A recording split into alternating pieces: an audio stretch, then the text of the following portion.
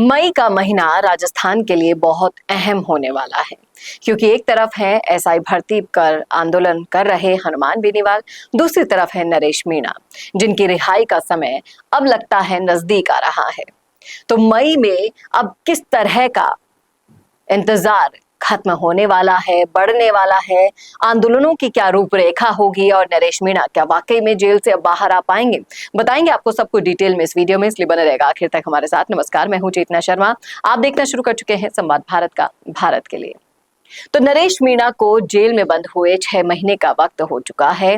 एक थप्पड़ की कीमत किस कदर उनके फॉलोवर्स से लेकर उनके परिवार से लेकर फैंस तक अभी तक अदा कर रहे हैं खुद नरेश मीणा के साथ साथ, और अब इंतजार की इंतहा हो गई है। 15 मई एक तारीख तय कर ली गई है। प्रहलाद गुंजल के साथ साथ दिव्या मदेरणा भी इस रण में कूद गई है, और कहीं ना कहीं हनुमान बेनीवाल भी नरेश मीणा के समर्थन में नजर आते हैं। खुद कहते हैं कि मैं होता तो 3-4 थप्पड़ जड़ देता, फिर क्या होता। आज एक थप्पड़ की कीमत में आप 6 महीने से जेल में बंद हैं। आपको इस तरीके से स्टैंड लेना चाहिए था। अगर उनकी तरफ मैं होता, उनकी जगह पर मैं होता, बेनीवाल का कहना है कि मैं तो और भी ज्यादा थप्पड़ जड़ देता, यानी 3 से 4 तो अमूमन जड़ ही देता, इस तरह का उनका कहना है। और कहीं ना कहीं एक सॉफ्ट कॉर्नर नरेश मीणा के लिए देखा जाता है हनुमान बेनीवाल के मन में। अब क्या होगा 15 मई को, क्योंकि इस मामले में सरकार का अगर आप रवैया देखेंगे, स्टैंड देखेंगे, तो वो भी आपको पक्षपाती नजर आएगा।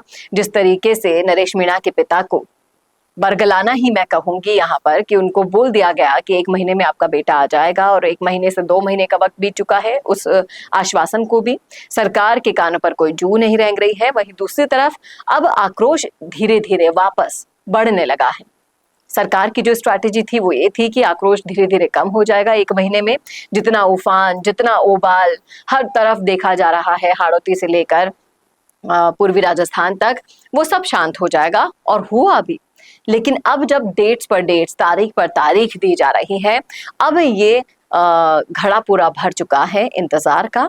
अब किसी से ये सहन नहीं हो पा रहा है, और अब 15 मई को ये तारीख डिसाइड हो गई है। इसके बाद 15 मई को नरेश मीणा भी जेल से आह्वान कर रहे हैं, और अब लग रहा है कि सब जब एक तरफ एकजुट हो जाएंगे तो फिर सरकार के लिए मुश्किलें बढ़ेगी। 13 मई को हनुमान बेनीवाल, 15 मई को नरेश मीणा, और ये दोनों मिलके राजस्थान की राजनीति में एक नया उबाल और नया बवाल लाने वाले हैं, क्योंकि दोनों की शख्सियत ही ऐसी है। जब जब सड़कों पर उतरेंगे तब तब तापमान राजस्थान का वैसे भी बढ़ता है और वैसे भी बढ़ता है, और दोनों जिस तरीके से कोशिश कर रहे हैं कि जनता उनके साथ रहे, जनता के साथ वो रहे, उसमें कहीं ना कहीं एक समानता है।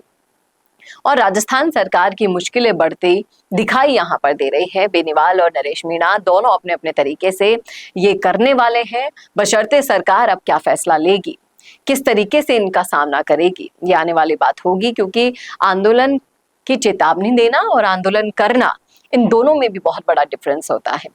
एक तो आप कह दे कि आंदोलन करें और फिर आपके लिए भीड़ नहीं आती है। बहुत सारी चीजें ऐसी होती है कि आप दबाव बनाने में सरकार पर कम रह जाते हैं। ऐसा अगर हुआ तो फिर से एक बार सरकार जीतती हुई दिखाई देगी। और नरेश मीणा की बात करें तो जो विधानसभा घेराव के समय जो हालात बन चुके थे, उसको देखकर ऐसा लग रहा था कि जनता का सैलाब उमड़ पड़ेगा, जयपुर रुक जाएगा। ऐसी सिचुएशन अब 15 मई को होगी या नहीं, ये भी आने वाला वक्त बताएगा। क्योंकि प्रहलाद गुंजल अपने वीडियो के जरिए चेतावनी दे चुके हैं शहीद स्मारक पर आंदोलन शुरू करने की। अब शहीद स्मारक पर पहले से ही बेनीवाल बैठे हैं, और अब प्रहलाद गुंजल भी वहां आ जाएंगे, और ये दोनों चीजें मिलकर एक बहुत बड़ा बवाल राजस्थान की राजनीति में जरूर ले आएगी। बशर्ते सरकार तक ये बवाल पहुंचता है कि नहीं, क्योंकि अभी तक इतने दिन हो गए, एसआई भर्ती पर तो उन्होंने कोई स्टैंड लिया नहीं है।